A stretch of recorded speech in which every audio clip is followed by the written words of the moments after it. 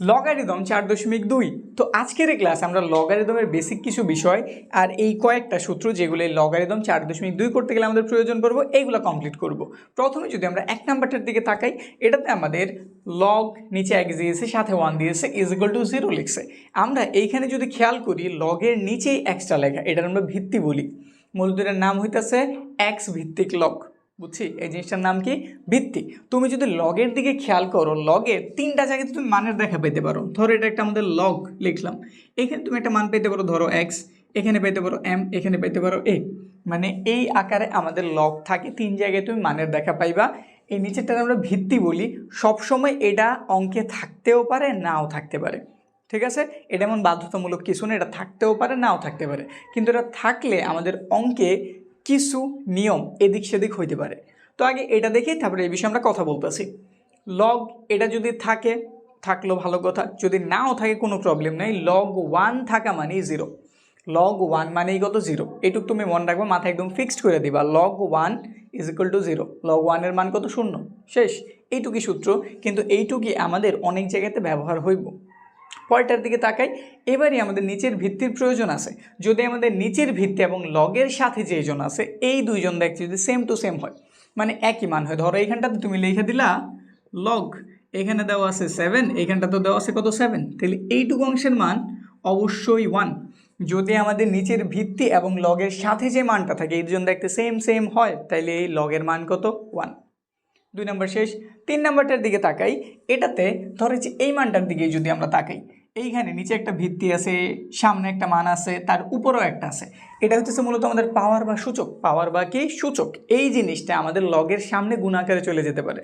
সে এই যে এখান থেকে শিফট হয়ে এইখানে এসে গুণ আকারে বসতে পারে। তো জিনিসটা দেখতে কেমন হইব?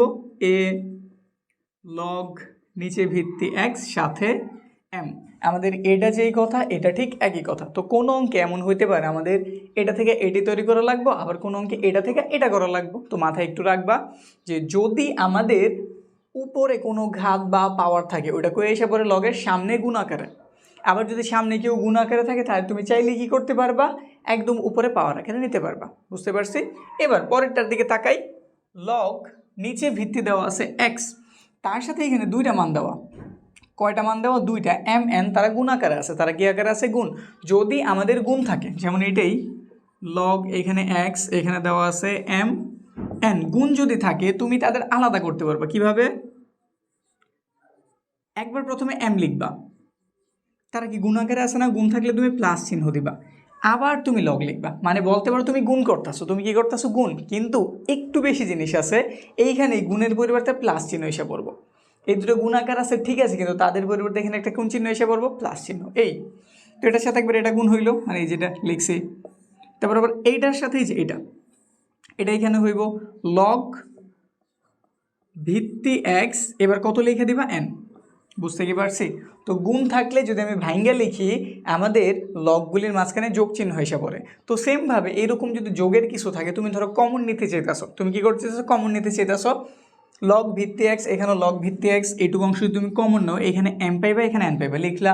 মাঝখানে কোন চিহ্ন আছে? যোগ, তাহলে তুমি কোন চিহ্ন দিয়ে দিবা? গুণ। যোগের পরিবর্তে কি দিয়ে দিবা? গুণ। কমন নিলা লগেরে, যদি যোগ থাকে ওই চিহ্নটা কি হয়ে যাব? গুণ হয়ে যাব।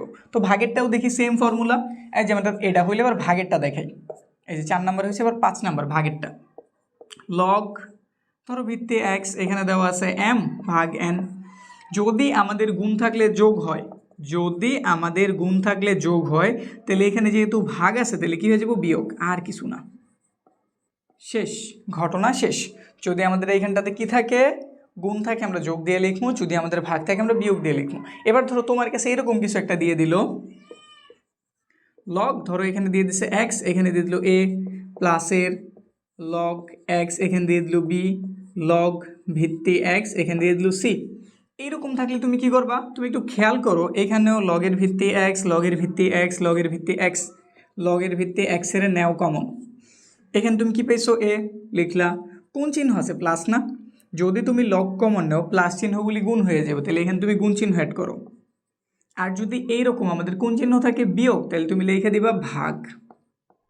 বুঝতে পারছি? এটা যেই কথা, এটা ঠিক একই কথা। আবার এটা থেকেও এটা লেখা একই কথা। আবার তুমি জানো এটা লেখা যেই কথা, এবি বাই সি লেখা মনে হয় একই কথা, তো তুমি এইভাবেও লিখতে পারো, এইভাবেও লিখতে পারো, তোমার ইচ্ছা। বুঝতে পারছি? এবার পরেরটার দিকে যদি তাকাই 6 নাম্বার এইটুকু এখানে আবার একটু তুলি। লগ নিচে ভিত্তি দেওয়া আছে এ, সাথে দেওয়া আছে এম, এই পাশটাতে দেওয়া আছে এক্স। এইখান থেকে মূলত আমরা লগ বাদ দিয়ে দিই। তো লগ বাদ দেওয়ার যে কৌশলটা, যে সূত্রটা, এটা মূলত আমাদের প্রয়োজন পড়ে 4.2 এর 2 নং সমাধান করতে গেলে। আমরা এই ক্লাসটা, এই বেসিক ক্লাসটা শেষ করার সাথে সাথে অনুশীলনের সবগুলি সমাধান ওগুলো নিয়ে ক্লাস করাবো, একটা অঙ্ক বাদ যাবো না। তো আমরা এখানে বলছি আমাদের কোর্সে আমরা পুরো গণিত বইটা কভার করছি। গণিত বই কভার করার সাথে সাথে তোমার যা কিছু প্রয়োজন, বোর্ড প্রশ্ন সমাধান বলো, সংক্ষিপ্ত বলো, আর এমসিকিউ বলো, সব তোমরা এই কোর্সেই পাইবা। কোর্স সম্বন্ধে যদি বিস্তারিত জানতে চাও ডিসক্রিপশনে সব দেওয়া আছে, একটু চেক করে নাও। এইখানে যদি আমরা তাকাই, মূলত টার্গেট আমরা লগেরে বাদ দিতে চাইতেছি। তো লগেরে বাদ দেওয়ার জন্য আমরা সবচেয়ে ইজি একটা নিয়ম শিখিয়ে দিতেছি, যেটা একটা শিখলেই তোমার মাথায় এই সূত্রটা অ্যাটাচড হয়ে যাবে। সূত্রটা কি? এটা আমাদের সমান নাকি? সমানের দুই পাশে দুইজন আছে, এই যে এই পাশে আর এই পাশে। সমানের ইমিডিয়েট সাথে এই পাশে আছে এক্স, এই পাশে আছে এম। এইখান থেকে যদি আমি লগেরে বাদ দিতে চাই, যদি আমি লগেরে কী করতে চাই, বাদ দিতে চাই, আমাদের প্রক্রিয়া একটাই, এই জন্য জায়গা জাস্ট পরিবর্তন করো। এই জন্য জায়গা জাস্ট কী করো, পরিবর্তন করো, আর লগটারে বাদ দিয়ে দাও। লগটারে কি দিয়ে দাও? বাদ। নিচের ভিত্তি কিন্তু বাদ হইব না, ভিত্তি থাকতে হইব। নিচের ভিত্তি থাকবো, জাস্ট লগ বাদ হয়ে যাব। সমানের বরাবর যেই দুজন আছে তাদের জায়গা পরিবর্তন হইব। বিষয়টা একটু লিখি, তাহলে পুরো ক্লিয়ার হইব। আমাদের এইখানটাতে এম আর এক্স আছে বরাবর, আমরা লগের প্রথমে বাদ দিয়ে দিলাম, নিচে এ আছে, লিখলাম। এম এর জায়গাতে এখন কে এসে পড়বো? এক্স এসে পড়বো, তো এনে দিলাম। এর উপরে এম পাওয়ার আকারে ছিল, তাহলে এর উপর এক্সও পাওয়ার আকারেই থাকবো। এম এই পাশে ছিল, তাহলে সে ওই পাশে এক্সের জায়গায় চলে যাব, ব্যাস আমাদের সূত্র শেষ। জাস্ট তুমি এইটুক মনে রাখছো, কাজ কমপ্লিট। জটিল করার কোনো প্রয়োজন নেই, জাস্ট এই ফর্মেটে তুমি সবগুলি অঙ্কের সমাধান করতে পারবা। বুঝতে পারছি?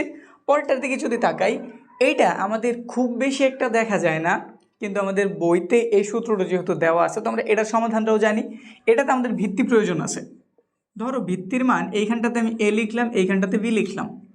এখন আমি যদি এইটাই লিখি, জাস্ট তাদের জায়গা পরিবর্তন করি, তাদের জায়গা কি করি, পরিবর্তন করি, তাইলে ব্যাপারটা হয়ে যাব, আমাদের বি চলে যাব, নিচে রে এসে পড়বো কই, উপরে। এটা হইতেছে এইটার বিপরীত ক্রম, মানে এই জিনিসটার উল্টা ফরম্যাট হইতেছে এটা। তো এই জন্য দুজন যদি সমান রাখতে চাই, সাথে একটা 1 দিয়ে দিতে হইব, সাথে একটা কী দিয়ে দিতে হইব, 1 দিয়ে দিতে হইব। বুঝতে পারছি? এটা যেই কথা, এটা কি কথা, মূলত এইটা হইতেছে যে এইটার বিপরীত ক্রম। কি ক্রম? বিপরীত ক্রম। তো আমরা যেহেতু মাঝখানে সমান চিহ্ন দিছি, তো দুটো এত সমান রাখতে হবে নাকি, এজন্য উপরে 1 দিছি। বুঝতে পারছি? এটা যেই কথা, এটা ঠিক একই কথা, শুধু পরিবর্তন কোন জায়গাতে হয়েছে, এই দুজনের জায়গায় পরিবর্তন হয়েছে। এখানে আমাদের এ ভিত্তি ছিল, বি সাথে ছিল, আর এইখানটাতে ভি ভিত্তি হয়ে গেছে, এ সাথে এসে পড়ছে, ব্যাস। এইটুক ব্যাপার স্যাপার তুমি জানলেই তুমি লগের অঙ্কগুলি খুব ইজিলি সমাধান করতে পারবা। আর আমাদের সামনের ক্লাসগুলিতে লগের আমরা প্রতিটা সমাধান করছি।